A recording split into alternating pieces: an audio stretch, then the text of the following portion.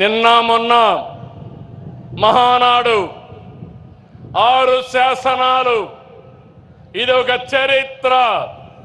ఈరోజు మీరు చూస్తే తెలుగు జాతి విశ్వఖ్యాతి యువ గళం శ్రీ శక్తి అన్నదాతకు అండగా పేదల సేవలో సోషల్ రీఇంజనీరింగ్ P4 ద్వారా మీ అందరినీ ఆర్థికంగా పైకి తీసుకొచ్చే బాధ్యత 2029కి జీరో పావర్టీ, ప్రతి ఒక్కరికి ఇళ్లు కట్టిస్తాం, ప్రతి ఒక్కరికి ఇంటి జాగా ఇస్తాం, కనీస అవసరాలు తీరుస్తాం.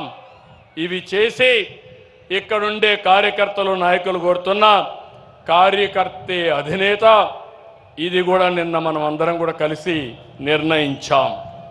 దీనికి సపోర్టింగ్గా మీరు చూస్తే వికసిత్ భారత్ 2047కి ఒక ప్లాన్ తయారైంది.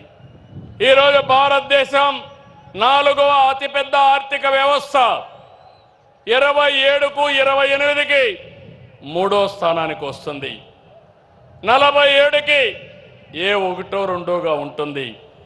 ఆ సమయంలో మన స్వర్ణాంధ్రప్రదేశ్ 10 సూత్రాలతో మేము ముందుకు వచ్చాం.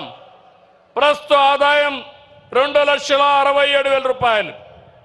ఈ 2,67,000 రూపాయలు 22 ఏళ్లలో 52 లక్షల రూపాయలు చేసే బాధ్యత నేను తీసుకుంటున్నాను. ప్రణాళికలు తయారు చేశాం. సిద్ధమా మీరు?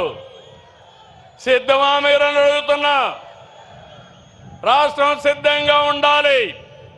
మీ జీవితాలు మార్చుకోవాల్సిన బాధ్యత మీ అందరిపైన ఉందని చెప్పి నేను మీకు తెలియజేస్తున్నా.